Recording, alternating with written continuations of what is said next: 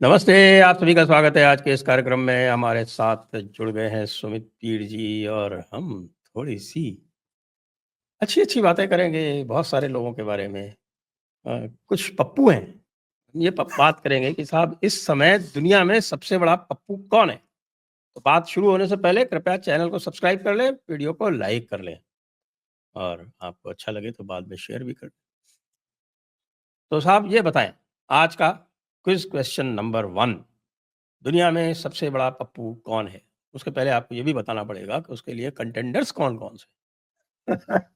Sir, सबसे पहले तो आपको और सभी दर्शकों को नमस्कार और शो पे बुलाने के लिए साधुवाद। भगवान श्री गणेश का नाम लेते हुए शुभारंभ करते हैं। देखिए, पप्पू की जो प्रतिस्पर्धा है, इसमें अब 2 ही 3 कंटेंडर थे, पर अब एक इंटरनेशनल पप्पू बन गया है, इंटरनेशनल कंटेंडर है और नंबर 1 कंटेंडर है व्लादिमीर ज़ेलेंस्की। जैसे राहुल गांधी, जसविंदर सिंह टर्डो और भी कुछ लोग इसमें कम्पीट कर रहे थे, पर अरे! वो वो उनको भूल गए आप, हमारे वो पाकिस्तान वाला? वो तो सर नीचे आ गया रेस में, उसका इम्पैक्ट फैक्टर अब कराची तक भी नहीं है। हम जरा इंटरनेशनल लोग की बात करें, वो मतलब बिल्कुल वो मोहल्ले वाला खिलाड़ी हो गया। वो टेनिस बॉल से जो क्रिकेट खेलते हैं ना मोहल्ले में, कहते हैं मैंने अच्छे छक्के मारे, वो वाला खिलाड़ी है। अब तो हमारा इतना बड़ा प्लेटफॉर्म है, ऐसे छोटे मोटे लोग की क्या बात करें, इनकी औकात खैर कुछ है नहीं। तो ज़ेलेंस्की सर सबसे आगे चला गया। ज़ेलेंस्की ने सबको पछाड़ दिया और ज़ेलेंस्की के इरादे ठीक नहीं है। ज़ेलेंस्की मतलब बहुत भयंकर परिस्थिति पे विश्व को लाके खड़ा कर रखा उसने।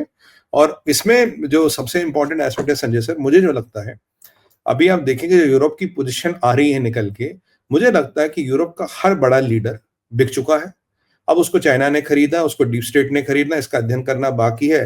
पर जिस तरह की बचकानी हरकतें हमें देखने को मिल रही है, सुनने को मिल रही है, कल की आप बात करें तो कल ये मैक्रोन कह रहा था, पहले मैं बहुत इज्जत करता था मैक्रोन की, पर कल के बाद से मेरा ओपिनियन बदल गया। उसने कहा भाई जो फ्रांस का न्यूक्लियर आर्सेनल है, ये यूरोप का कलेक्टिव न्यूक्लियर आर्सेनल बन रहा है।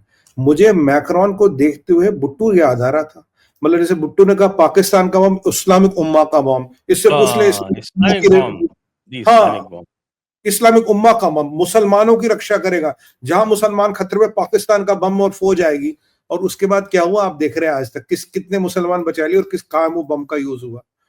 और फिर यूरोपियन यूनियन ने कहा भाई हम एक अलायंस बनाएंगे। इस अलायंस को देख के मुझे एक और अलायंस याद आई मुझे, इंडिया अलायंस, और याद आया मुझे राहुल गांधी। मोदी को हराना, मोदी को पछाड़ना है, इलेक्शन जीतेंगे। क्या हुआ इस इंडिया अलायंस का? बट आप देखिए इनके इरादे जो थे, वैसे कल बाय द इवनिंग ये जो जिससे गठजोड़ की बातें कर रहा था यूके फ्रांस, उसमें तो इवनिंग तक ही सेंध लग गई थी, क्योंकि कल रात को फिर ये समाचार आया निकल के। देखिए पहले इन्होंने कहा जी हम एक जॉइंटली हम डिफेंड करेंगे, जबकि मेरी ली पेन ने इसको बहुत अपोज किया। जो फ्रांस की राइट विंग लीडर है, बोला यार तुम्हारा दिमाग खराब है क्या, रेवड़िया बांट रहे हो? जो जर्मनी का नया लीडर चुन के वो कह रहा है ऐसा करो भाई, हमारे यहाँ भी कुछ डाल दो। मतलब ये रेवड़िया बट रही है कि 2 मेरे यहाँ खड़े कर दो, 2 वहां देना, 4 उसको देना, हर एक के पास थोड़ा अपना न्यूक्लियर आर्सेनल बांट दो। मतलब यहाँ आदमी गाड़ी नहीं बांटता, यहाँ आदमी पेन नहीं बांटता, कह रहा बम बांट दो, न्यूक्लियर बम, अगर होगा तो हम चलाएंगे उसको। मतलब मुझे लगता है या तो पता नहीं क्या दिक्कत है इन लोगों को। एनीवे, फिर शाम तक फ्रांस ने बोल दिया जी अब हमारा प्रपोजल है, हम एक सीज फायर करेंगे 1 महीने का और उसमें नेगोशिएट करेंगे आपस के कि क्या हो सकता है, कैसे होगा। रशिया और यूक्रेन के भी सीज फायर होगा। अब यहां मेरा जो असेसमेंट था, मैंने कहा भाई तू ज़ेलेंस्की को मदद करना चाहता कि हथियार ले ले, सामान खड़ा कर ले, चीजें तैयार कर ले, this what you are trying to do. But ये मेरा सोच नहीं था। इतने में यूके का स्टेटमेंट आ गया। यूके के केयर स्टामर से कोई पूछता, कहता जी ये जो 1 महीने के सीज फायर की बात हो रही है, आपकी क्या प्रतिक्रिया है? पर मैक्रोन ने कहा था इस 1 महीने के सीज फायर में कोई यूरोपियन ट्रूप यूक्रेन में नहीं होगा, बस सीज फायर होगा, हम सिपाही वहां डिप्लॉय नहीं करेंगे। और केयर स्टामर शुरू से कह रहा मैं सिपाही डिप्लॉय करूंगा, मैं टाइफून डिप्लॉय करूंगा। उसके उसके पास कुल टोटल सिपाही 70,000 ही हैं। सर यहाँ तो 70,000 वाली बात करें, लग्जमबर्ग है वो भी खुदा करा कूद रहा। उसके बाद आपको पता कितने सिपाही है? 939। 939 मैंने लास्ट पढ़ा था। मेरे मेरे बढ़ गए होंगे, मेरे 500 बढ़ाने में कितना टाइम लगता और सर मेरे जो क्षेत्र में थाना पड़ता है उसमें ज्यादा लोग है उससे, तो मेरे क्षेत्रीय थाने में ज्यादा पुलिस का कर्मचारी है। तो 939 वाले, 739 वाले सब कूद रहे। फिर क्या हुआ, इनका एक स्टेटमेंट है, बोला जी आप बताइए केयर स्टामर साहब क्या पूछ रहे हैं। केयर स्टामर ने पलटी बदल दी। केयर स्टामर कह रहा है वो फ्रांस का प्रपोजल है, मेरा प्रपोजल नहीं है। तो यहाँ यूके और फ्रांस में मैं आपको दरार पड़ती हुई नजर आई। मुझे केजरीवाल और राहुल गांधी का सीन नजर आया कि हमारी दोस्ती केवल चुनाव तक है, वैसे हमारी कोई दोस्ती नहीं है। फिर उसने कहा, कह रहा है कि फिर बोला कि भाई आपको क्या आपत्ति है? तो उसने बोला बोला यार इससे, अब देखिए कि फ्रांस पे आरोप लगा रहा, उसने कहा अगर ये हुआ इससे क्या पुतिन को रेआम रिग्रुप और अपनी लॉजिस्टिक्स ठीक करने का मौका नहीं मिलेगा? यानी कि दबे लफ्जों में केयर स्टामर आरोप लगा रहा मैक्रोन पे, तू पुतिन का दलाल है, तू पुतिन को मदद करना चाहता है। मैक्रोन ये कह रहा है कि मैं अपना न्यूक्लियर आर्सेनल देने को तैयार हूं और जी हम यूरोप की रक्षा करेंगे। मतलब ये पूरा कंफ्यूज्ड हाउस। और इनके आपको एक और आंकड़ा बता दो इंपॉर्टेंट, रशिया का जीडीपी लास्ट ईयर 2.2 ट्रिलियन था, जिसमें से करीब 250 बिलियन डॉलर का इन्होंने तेल बेचा। और इन यूरोपियन यूनियन वालों ने जो तेल खरीदा रशिया से 23 बिलियन डॉलर का खरीदा। और इन यूरोपियन यूनियन वालों ने जो यूक्रेन को टोटल एड दिया वो 20 या 21 बिलियन डॉलर के आसपास था। मतलब पुतिन से ज्यादा तेल खरीदा rather than giving aid to Ukraine. और वास्तविकता ये है, अगर आज आप आर्सेनल का कंपैरिजन करेंगे ना 1 to 1, पूरे यूरोप में संजय सर इतना आर्सेनल नहीं है कि वो अकेले रशिया का मुकाबला कर सके। और फिर ये न्यूक्लियर की बातें कर रहे हैं तो इसको भी जरा क्लियर किया जाए। ये कह रहे हैं जी न्यूक्लियर न्यूक्लियर न्यूक्लियर, ऐसे रेवड़िया बटरी न्यूक्लियर के नाम की। अब न्यूक्लियर बम यहाँ दो कंट्रियों के पास है, या तो फ्रांस के पास है, यूरोप के पास है। जर्मनी के पास कुछ विंटेज बम्स पड़े कि विंटेज फ्लीट पड़ी वर्ल्ड वॉर सेकंड की, वो अब काम की है ही नहीं टेक्निकली। तो दो ही है जिनके पास बम है। इनके पास टोटल वॉर हेड्स 549 है और रशिया के पास डिक्लेयर्ड वॉर हेड्स, डिक्लेयर्ड जो डिक्लेयर करता 7,500 है। तो आप बताइए 549 कहां, 7,500 कहां? तो आप भैया अगर लड़ोगे तो किस आधार पे लगोगे? आपके पास ऐसा क्या है जिसके साथ आप लड़ सकते हो? वास्तविकता ये है आपके पास कुछ नहीं है। और जो ओशनिक, जो पुतिन ने पीछे मिसाइल चलाया था, ओशनिक की रेंज, हाँ रेंज बताऊं सर, 17 मिनट में यूके, 14 मिनट में फ्रांस, 30 मिनट में ब्रसेल्स जहां इनका हेडक्वार्टर यूरोपियन यूनियन का। और इनके पास कोई ऐसा सिस्टम नहीं है दुनिया में जो ओशनिक को भी रोक सके। पुतिन के पास मतलब मल्टीपल कुछ 100 ओशनिक्स आर रेडी। और ये एमआईआर भी, न्यूक्लियर मिसाइल भी, न्यूक्लियर वॉरहेड्स भी कैरी कर सकता है। और इनका बचपना देखिए। कल एक यूरोपियन नॉर्वेजिया में कंपनी है, नॉर्वेजियन कंपनी, उसने कहा मैं यूएस नेवी को अपना डीजल नहीं बेचूंगी, तेल नहीं बेचूंगी, बिकॉज मैं पुतिन के साथ हूँ। एक और है, कह रहा अब मैं नेसैम्स बनाऊंगा यूक्रेन में। मैंने कहा भाई नेसैम्स तो लाके यूक्रेन में बनाएगा, ये क्या छोले भटूरे का ठेला लगाना, क्या आटा लाया, तेल लगाया, तलने शुरू कर दिए। आज तू लाएगा, प्रोडक्शन लगाएगा, जब तक तेरी फैक्ट्री चालू होगी, मिसाइल बनेगा, तब तक यूक्रेन खड़ा रहेगा, ज़ेलेंस्की रहेगा। मतलब सब अपना टीआरपी अब बना रहे हैं कि मैं टीआरपी कैसे दूं, मैं टीआरपी कैसे दूं। इनको वो फॉल्स यूफोरिया आ गया जो हमारी अपोजिशन को आ गया था ना मोदी जी के आगे सिलेक्शन में 24 में, कि अब हम मिलके मोदी को हराएंगे। तो इनका भी वो एक फॉल्स यूफोरिया में जी रहे हैं। पर they are a divided house, हर एक के अपने अपने इंटरेस्ट्स हैं। किसी की औकात नहीं है रशिया के सामने खड़ा हो जाए। और संजय सर एक इंपॉर्टेंट एस्पेक्ट है, जब नेटो के चार्टर की बात हो रही थी, मैं पिछले 2-3 साल से कह रहा हूं, मैं कहा जब से युद्ध शुरू हुआ, मैं कहा नेटो के चार्टर में न्यूक्लियर आर्सेनल है ही नहीं। क्यों नहीं है? अगर नेटो को बम देना है, न्यूक्लियर बम देना, कौन देगा? अमेरिका देगा, रशिया देगा या इंग्लैंड देगा? सॉरी, अमेरिका, आपका इंग्लैंड या फ्रांस देगा। 3 कंट्रियां दे सकती है। अगर नेटो में न्यूक्लियर चार्टर बना भी, उसको बम किसी ने दिया भी और उसने यूज कर लिया, अब जो रिटेलिएशन आएगा वो दोनों पे आएगा, जहां से बम चलाएगा और जिसने बम दिया उस पे आएगा। अब कौन आ बैल मुझे मार करेगा? क्या अमेरिका बम देता नेटो को? आज तक नहीं दिया। ट्रंप तो कह रहा मैं नेटो से निकल रहा हूं, यूनाइटेड नेशन से निकल रहा हूं। अब क्या ये इंग्लैंड वाले देंगे, फ्रांस वाले देंगे? जब नेटो में आज तक न्यूक्लियर चार्टर बन ही नहीं पाया, तो तुम ये कौन सी भानुमति के का ये कुंभा जोड़ रहे हो? कौन सा न्यूक्लियर आर्सेनल क्या दे रहे हो? ये इनकी वास्तविकता है और ये डिवाइडेड हाउस है। तो आर्टिकल 5 इन्वोक करेंगे बिना यूएस के। अब सर कह रहे हैं कि यूएस नहीं निकला तो क्या हुआ, हम उसको निकाल देंगे। अब यहां सबसे इंपॉर्टेंट बात है कि कल ट्रंप ने 2-3 चीजें इंपॉर्टेंट कही और काफी रिपब्लिकन सेनेटर्स ने उसे एंडोर्स किया। ट्रंप कहता देखो भाई, मैं इस नेटो से निकलना चाहता हूं, मैं यूनाइटेड नेशन से भी निकलूंगा। डब्ल्यूएचओ से तो ट्रंप निकल चुके हैं। आज रात हमारा जो रात होगा, जब तक हम सुबह उठेंगे वहां रात होगी, तो मतलब आज रात वो कुछ बड़ा अनाउंस करने वाले हैं। अगर ये अनाउंसमेंट ये भी हो सकता है, they are leaving NATO and this. अगर अमेरिका नेटो से निकल गया तो मुझे बताइए नेटो में बचा क्या? नेटो में अर्दोगन बचा, तो लड़ लो अर्दोगन के साथ। कल ट्रंप ने कह तो दिया, बोला ऐसा बेटा, तुम इंग्लैंड और ये यूके और तुम जाके लड़ो पुतिन से। मेरे को जो इलीगल्स है, ये जो गैंग रेप्स हो रहे हैं, जो ये उल्टे सीधे काम अमेरिका हमारे, let me concentrate on them. If you want you can fight Putin. वास्तविकता ये है सर कि यूरोपियन यूनियन का आर्सेनल मिलके भी रशिया के जितना नहीं। वहां बैलेंसिंग फैक्टर अमेरिका। अगर अमेरिका निकल जाता है, ना इनकी औकात लड़ने की, ना इनके जज्बा लड़ने का। और दूसरी चीज भी, एक इसमें इनडायरेक्ट चीज भी है जिसको मैं हाईलाइट करना चाहूंगा। देखिए, 3 दिन पहले ट्रंप ने एक स्टेटमेंट दिया, बोला ये जो यूरोपियन यूनियन बना था that was made to screw American interest and you have done a good job in that. ये कोट अनकोट में ट्रंप हो गया। फिर बीच पीछे 2 साल 6 महीने से डिडॉलरेशन वगैरह की बातें चल रही थी जिसको ट्रंप ने स्कैटल कर दिया। अब आप एक बात देखिए, अब भी दुनिया का 20% करीब करीब रिजर्व यूरो में है, दुनिया एट वर्ल्ड लेवल यूरोस में है। अब यहाँ 2 परिस्थितियां होंगी सर।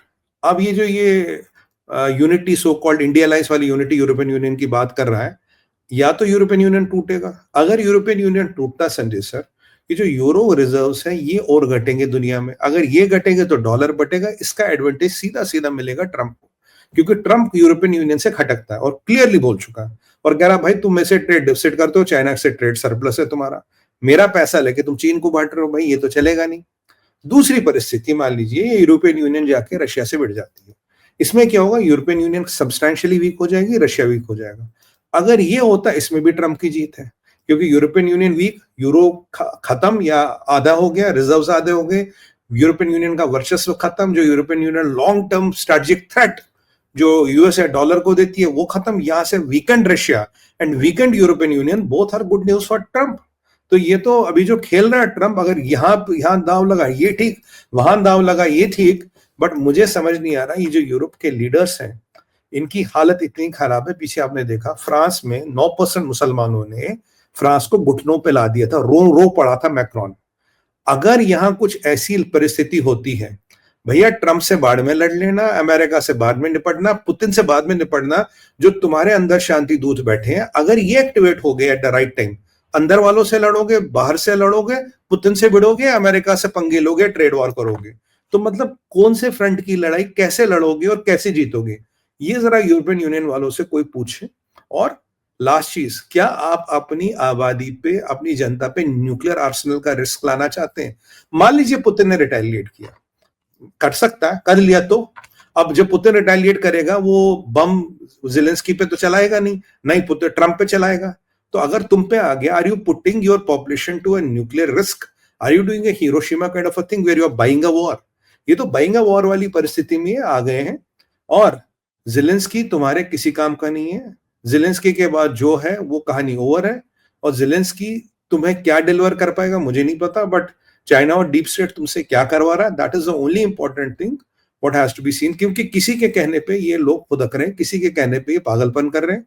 जैसे आपने देखा होगा 10 डाउनिंग स्ट्रीट के बाहर वो ज़ेलेंस्की से गले मिल रहा था, जैसे वो ना था, बेटा तू बड़ा अच्छा काम करके चल, मैं बाहर आके तेरा आदर सत्कार स्वागत करता हूँ।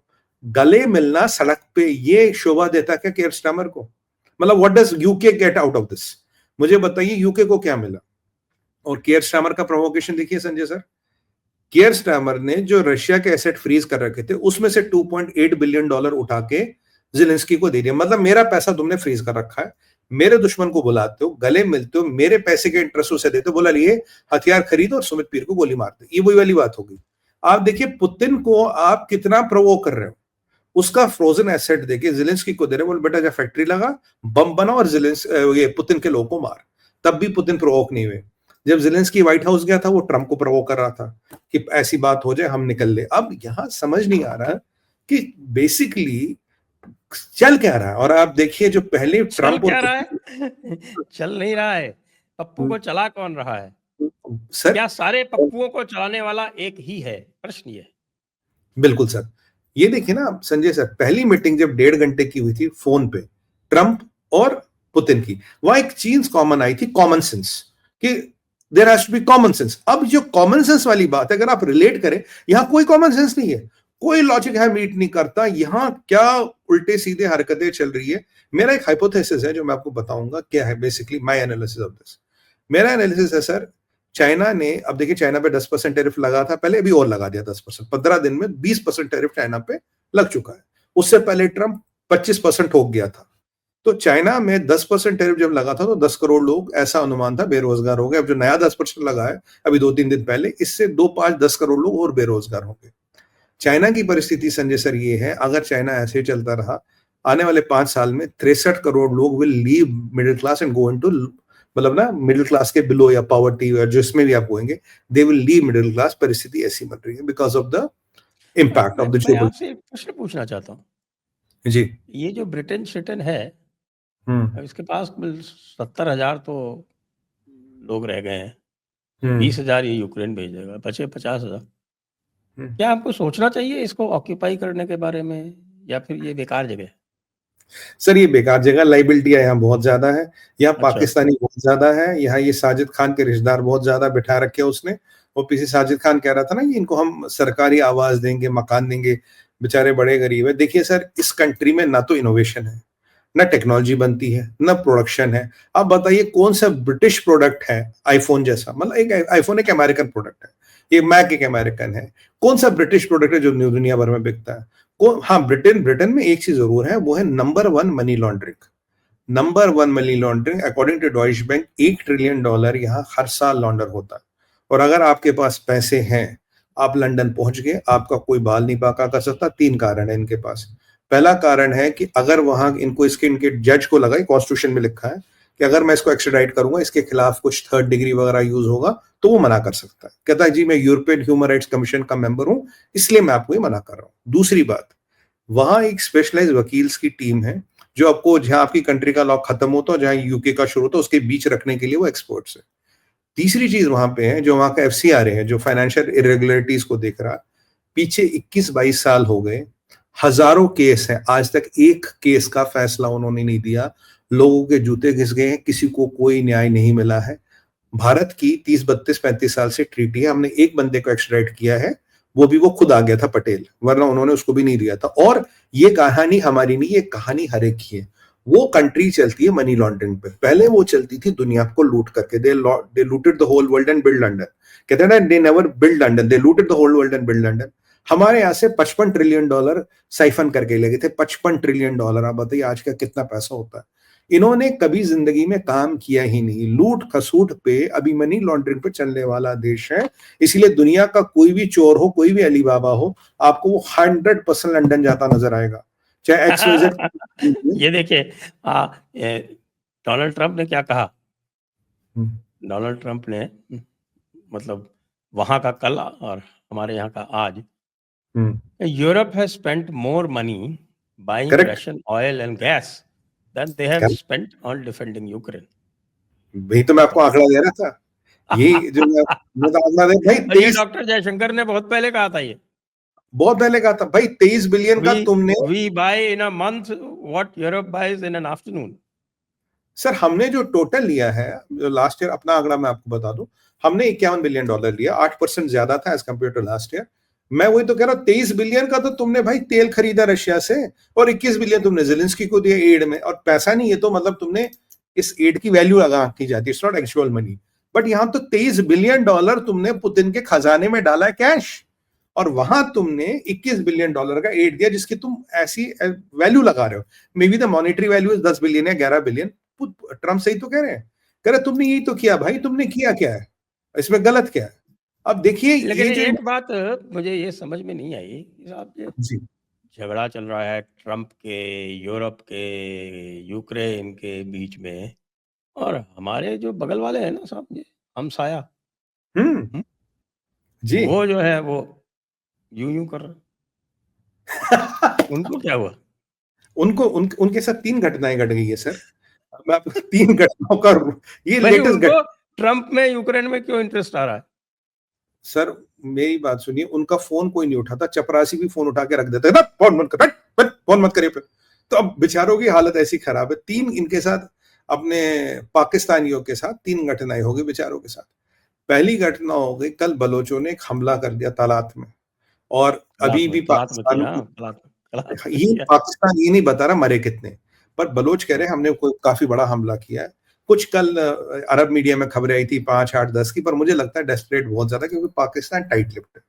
दूसरा आपको आंकड़ा बताऊं, 1 जनवरी 2025 से लेकर 28 फरवरी 2025, यानी कि 58 दिन, 58 दिन में सर 144 हमले आर्मी पे, 200 कुछ हमले पुलिस और आईएसआई पे, 600 लोग मरे थे, यानी कि दिन के 12 लोग लगभग दिन के मर रहे। इसीलिए मैंने आपको बोला था सर, 15 से नीचे आजकल ये रिपोर्ट नहीं करते। दूसरी खबर, तीसरी खबर कल इन पे बिजलियां टूटी है, और जिससे सनाउल्लाह हिल गया था। हिला क्यों? देखिए, ये हम हमेशा कहते थे जयपुर डायलॉग के माध्यम से, भाई अगर पाकिस्तान की गर्दन टेटुआ दबाना है तो कराची में कब्जा कर लो। ये सिंधु देश वाले थोड़े ढीले थे। मैं इनको रोज कहता यार कुछ मतलब जोहर दिखाओ, कोई एक्टिव बनो, ऐसे कैसे चलेगा। कल बड़ा अच्छा चीज हुआ, कल एक मीटिंग कंक्लूड हुई है जिसमें Baloch Liberation Front, Baloch Liberation Army, Sindhu Desh वाले और बलोच में एक दो और गुरेला ग्रुप से ये सब मिलके आए थे। इन्होंने बनाया ब्रास। इस ब्रास से पाकिस्तान का टॉप ब्रास हिल गया। इस ब्रास में क्या है, इन्होंने कहा अब हम ज्वाइंटली काम करेंगे, हमारे निशाने पे 3 चीजें रहेंगी और एरिया को इन्होंने डिवाइड कर दिया, ये तेरा एरिया, ये मेरा एरिया, ये मेरा एरिया। तो अब जो एक्टिविटी पहले सिंध में नहीं होती थी, अब वो एक्टिविटी सिंध में भी होगी, पहला पॉइंट। दूसरा पॉइंट, अब पाकिस्तान आर्मी पे गुरेला अटैक करना, लॉजिस्टिक्स लाइंस डिस्ट्रॉय करना, उनके स्ट्रॉन्ग होल्ड्स को डिसमेंटल करना, उनके जहां भी एम्युनिशन डंप्स है उनको उड़ाना, और जो पाकिस्तान और पाकिस्तान आर्मी के इंटरेस्ट में काम करेगा उसको टारगेट करना। चौथा काम, चाइना और चाइनीज इंटरेस्ट में जो काम करेगा उसको डिसमेंटल करना। ये इनका इरादा है। गुरेला वॉरफेयर, फ्रंट से अटैक करना, हर चीज की इन्होंने तैयारी कर दी। और ये पूरा बलूचिस्तान और ये पूरा अब सिंध में भी पूरी एक्टिविटी करेंगे। वहां तहरीके तालिबान और इनका ऑलरेडी जॉइंट वेंचर हो गया केपीके में, वहां ये काम कर ही रहे हैं। टारगेट है ग्वादर एयरपोर्ट और जो वहां का पोर्ट है उसको अलग करना। और इन्होंने बड़ा अच्छा स्टेटमेंट कल दिया जिसको देख के मेरी तबीयत खुश हो गई। उन्होंने कहा कि जो बलूचिस्तान के नेचुरल रिसोर्सेज को लूटेगा हम उसकी कब्र बलूचिस्तान में बनाएंगे। ये सीधा सीधा इशारा चीनियों की तरफ है, क्योंकि मैं इनको शुरू से कह रहा, मैं कहा भाई पाकिस्तान आर्मी तो हेल्प करती है चीन को लूटने में, तुम्हारा जो हिस्सा पानी लूट रहा वो चाइना लूट रहा। आप देखिए पीछे चाइनीज पाकिस्तानी कॉन्ट्रैक्टर थे, वो सीपेक पे काम कर रहे थे, बीएलएफ आया, मारा नहीं उनको, उनका सारा इक्विपमेंट जला दिया, उनका सारा जो भी हिसाब किताब था डिसमेंटल कर गए। क्यों? तुम चाइना के लिए काम कर रहे हो। अब जब ये चीजें हो गई, अब एक ज्वाइंट फोर्स बन गया है और टैक्टिकल फोर्स बन गया, और ये वो मतलब वो जहादी टाइप लोग नहीं है, ये बलोच वाले बड़े सुलझे हुए तरीके से मिलिट्री प्रेसिजन से काम करते हैं। राना सनाउल्लाह ने कल स्टेटमेंट दिया, वैसे मौलाना डिजिल तो पहले ही कह चुका था कि हम कह रहे 6-7 डिस्ट्रिक्ट है, कभी भी लूज कर सकते हैं। उसने बोला भाई ये जो डेवलपमेंट्स हुई है ये पाकिस्तान आर्मी की औकात से बाहर है इसको कंट्रोल करना, और बहुत जल्दी बलोचिस्तान हमारे हाथ से जा सकता है। ये सबसे बड़ा डेवलपमेंट हुआ जिसको यहाँ की निकम्मी सरकार बचाने में लगी है। अब निकम्मी सरकार की बात करें, निकम्मी सरकार क्या कर रही है? निकम्मी सरकार अष्टांग प्रणाम कर रही है। किसको? आईएमएफ का डेलीगेशन आया सर, और 2 हफ्ते के लिए आया, तो उसको अब देना कितना? $1 बिलियन। तो आईएमएफ वाले कह रहे हैं, अब देखिए पाकिस्तानियों का नया बाप कौन है? नया बाप है आईएमएफ। वो आता कहता ओए इधर आ औरंगजेब, चल हिसाब ला, तूने क्या किया? ओए सनाउल्लाह इधर आ, ओए रशीद इधर, ओए कबीर इधर, चल बता तूने क्या किया। पहले उनको आके इनका रिपोर्ट लेते हैं, इनके मंत्रियों का रिपोर्ट लेते पीछे, भाई लास्ट टाइम आए थे रिपोर्ट बताओ, अपडेट करो क्या क्या किया तुमने, ये काम ठीक नहीं, ये इंप्लीमेंटेशन ठीक नहीं है। आईएमएफ कहता 2 हफ्ते बाद हम इस चीज का असेसमेंट करेंगे, क्या इन पाकिस्तान के निकम्मे मंत्रियों ने और निकम्मे पॉलिटिशियनों ने इतना काम किया है कि हम इनको $1 बिलियन और दे, अन्यथा हम जहाज पकड़ के निकल लेंगे। तो ये तो इनकी हालत $1 बिलियन के लिए इतना बड़ा डेलीगेशन। सर 2 हफ्ते की घिसाई, मैं वर्ड यूज नहीं करना चाहता, 2 हफ्ते की जी घिसाई कर दी इनकी। किसके लिए? $1 बिलियन के लिए। और ये हमारे अदानी जी दिन में 1600 करोड़ रुपए कमाते हैं, दिन में 1600 करोड़ रुपए। अडानी जी तो $100 बिलियन निवेश करने जा रहे हैं यूएसए में। अब बताइए, ये जरा कंपेयर करिए आप, $1 बिलियन के लिए पाकिस्तान का संतरी मंत्री बिल्कुल जैसे साहब मैं बाप हजूर, बताइए साहब क्या कर रहा है। वहां कोई $100 बिलियन निवेश करता है यूएसए में, तो ट्रंप सामने उसके साथ में खड़ा होके उसका ऑनर करता है। बिल्कुल। और अब वो तो उन्होंने गोल्डन वीजा भी तो अनाउंस कर ही दिया ट्रंप ने पीछे। गोल्डन वीजा तो बहुत सस्ता है, आप भी ले सकते हो। वही तो कह रहा हूँ, गोल्डन वीजा अनाउंस करते इतना सस्ता है। अब देखिए इनके $1 बिलियन, केवल $5 मिलियन। $5 मिलियन आपके लिए क्या? सर मेरे लिए बहुत कुछ है, आपके लिए कुछ नहीं है। तो अब देखिए सर, ये हालत पाकिस्तानियों की देखिए, 1 बिलियन में ये बेचारे कहां कहां धक्के नहीं खा रहे, क्या क्या इनकी हालत होगी। वहां से बलोचिस्तान गया, केपीके गया, और एक और अपडेट है, तुर्काम बॉर्डर में अफगानियों से इन्होंने पंगा ले लिया। अब 2 दिन से इनका बॉर्डर बंद है, 3 दिन हो गए आज, ठीक है। वो कह रहे जी अफगानियों ने कुछ इंफ्रास्ट्रक्चर बनाया, हमने विरोध किया, अफगानिस्तान ने फायरिंग कर दी। कहानी क्या है? कहानी ये है, देखिए अफगानिस्तान है लैंडलॉक्ड। अफगानिस्तान पीछे गया था कौन? अफगानिस्तान एक तो अबाची गया था, ईरान का विदेश मंत्री, ठीक है जी, 2 हफ्ते पहले। उसके बाद कुछ इनकी तालिबानियों से ईरानियों की बात बनी नहीं, तो इनका शायद मंसूबा था कि ईरान से हम एक्सेस आएंगे अफगानिस्तान, अफगानिस्तान से वाया केपी के अप टू कराची हमें एक्सेस मिलेगा, क्योंकि सारा पश्तूनों द्वारा कंट्रोल रूट है, ट्रांसपोर्टर सारे अफगानी, ये हमारा बिगर प्लान रहेगा। कुछ बात वहां बनी नहीं, तो अब इन्होंने क्या कर दिया, इन्होंने बॉर्डर बंद कर दिया, क्योंकि अफगानियों को अगर आना है कहीं पे भी सी, तो दे गो टू कराची, या पीछे छबार का ऑप्शन था उनके पास, छबार तो सैंक्शन लग गए, छबार में कहानी हो गई खत्म। तो इसलिए उनके पास, तो इनको ये तंग कर रहे हैं। किस लिए तंग कर रहे हैं? तंग इसलिए कर रहे हैं कि अफगानिस्तान को हम थोड़ा न्यूट्रलाइज कर ले। क्यों? क्योंकि अफगानिस्तान अमेरिका से दोस्ती ना कर ले, क्योंकि जब ईरान पे अमेरिका का अटैक होगा, इसराइल का अटैक होगा, Afghanistan should not support America, और अफगानी अमेरिका को सपोर्ट नहीं करेंगे तो अमेरिकन हमारे पास आएंगे, और हमारे कुछ कुछ देखिए, जब भी आसपास युद्ध होता पाकिस्तान में, कुछ छींटे गिरती है पैसे की, डॉलर की, कि जहाद इधर उधर होगा, हम अपना, we are in business of जहाद, हम जहाद के सबसे बड़े कॉन्ट्रैक्टर हैं, हमें कुछ पैसा मिलेगा और हम मुल्ला मौलाना को लगाएंगे। ये बताओ कि अब हम जो दूसरे मुसलमान को मारेंगे, चाहे वो अफगानी हो या ईरानी हो, तो ये बताओ ये जहाद लेजिटिमेट कैसे होगा? मरने वाला मुसलमान, मारने वाला मुसलमान, पर इस जहाद को लेजिटिमेट करना है, इसको जहाद कैसे बनाए? तो इनके जो आज इंटेलेक्शिया है, इंटेलेक्ट है, क्लब है मुल्लों का, वो इस प्रक्रिया में लगा, इसको जहाद कैसे घोषित करे जाए। ये अफगानिस्तान पे थोड़ा प्रेशर बना रहे हैं, उनको लैंड लॉक करके, सप्लाईज वप्लाईज रोके, ताकि देखा जाए क्या होगा। बट सप्लाईज वप्लाईज रुकेंगी, उनके पास हाँ चाबहार है, उनके पास चाबहार है, भारत है। हाँ, देखिए अब रिपरकशन सर क्या होगा? रिपरकशन करेगा तहरीके तालिबान। अब अफगानी तालिबानों को जो उनको बॉर्डर पर ठोकना हो तो ठोकेंगे, यहाँ रिपरकशन करेगा तहरीके तालिबान। अब परिस्थिति देखिए, तहरीके तालिबान, बलोच, सिंधु, तीनों जो डिफरेंट एंटिटीज है, ये अब एक एंटिटी लगभग बन गई। ऑफिशियल तहरीके तालिबान का ऑफिशियल तो इसमें एंट्री नहीं, अनऑफिशियल एंट्री तो है। तो मतलब आपके सिंध में, आपके केपीके में, आपके बलोचिस्तान में, you have big trouble, minus Punjab and Saraiki belt, you have nothing in your control. ये इनकी कहानी है। और अफगानिस्तान से पंगा ले लिया, वो कहानी अलग है। अमेरिका इनको पूछ नहीं रहा, वो कहानी अलग है। इनकी परिस्थिति बद से बदतर हो रही। 1 बिलियन के लिए अमेरिकनों के पैरों में पड़ के कह रहे साहब कुछ कर दो, 1 बिलियन दे दो। ये इनकी हालत है। बाय द वे, सऊदी इनको पैसे नहीं दे रहा सर, और चाइना से इनकी दोस्ती नहीं रही। इसके लिए कॉम्प्लीमेंट्स टू बलोचिस्तान, और जो बलोच लोग हमें देख रहे हैं, भाई आपको बहुत बहुत शुभकामनाएं, क्योंकि ये जो आपने चाइना का सिस्टम बलोचिस्तान में खत्म कर दिया, ये जो आपके लोगों ने चाइना मार ब्रिगेड बना बना के एक एक चीनी और उसके हितैषियों को ढूंढ ढूंढ के एलिमिनेट करना शुरू कर दिया, तब से चाइना ने पाकिस्तान से हाथ धो लिया। अब देखिए चाइना की कोई प्रतिक्रिया नहीं आ रही पाकिस्तान को लेकर, कुछ नहीं बोल रहा चाइना, कोई इन्वेस्टमेंट कुछ नहीं, क्योंकि उन्हें लगता जो पैसा वैसा था वो बीआरआई में, ओबीआर में डूब गया। हाँ, पाकिस्तान के जनरलों ने पैसा तो बना लिया, पाकिस्तान के पॉलिटिशियनों ने चीनियों का पैसा लूट लिया, और अब ये चीनियों को देखना कि वो पैसा दुनिया में कहाँ कहाँ इन्वेस्टेड है, कहाँ कहाँ उन्होंने प्रॉपर्टियां ली है, कहाँ कहाँ उनके पास पेंट हाउसेज है। ये चीनियों का काम है, देखें कहाँ तुम्हारा पैसा कहाँ कहाँ पाकिस्तानी ऐश कर रहे हैं। वैसे पाकिस्तान का एक चीज अच्छी है सर, कोई हमारा सगा नहीं जिसको हमने ठगा नहीं। ये बात इन पे बिल्कुल एप्लीकेबल होती है, किसी को नहीं बख्शते। ये हर एक को ठगने का काम करता पाकिस्तान, यही उनकी वास्तविकता है। और बाकी आप जानते हैं पॉलिटिशियन तो वहां आईएमएफ का गुलाम है, पॉलिटिशियन खत्म है। बस यही है कि दिन कट रहा, कहीं से ज़कात मिल जाती है, कहीं से खैरात मिल जाती है। आज का दिन कट गया, कल अल्लाह मालिक है, इस पे चल रहा मुल्क, और क्या है। तो अकड़ नहीं गई, अकड़ नहीं गई। हीरा मंडी है ना, अकड़ कहां से जाएगी? अच्छा चलिए, हीरा मंडी की आपने अच्छी बात की, पन्ना मंडी का क्या हाल है? पन्ना मंडी में तो सर मेजर अपडेट ये कि यूनिस मियां परेशान है, यूनिस को कोई पूछ नहीं रहा, नई नई पार्टियां बन रही है, सत्ता में डिफरेंट फ्रैगमेंट्स हो रहे हैं, इंटरनेशनल जिहादी संगठन एक्टिवेट हो रहे हैं, और यूनिस को दिन ब दिन वो कहते हैं ना, law of diminishing returns, law, अगर आप यूनिस को एक वर्ड में डिस्क्राइब करें, is law of diminishing returns.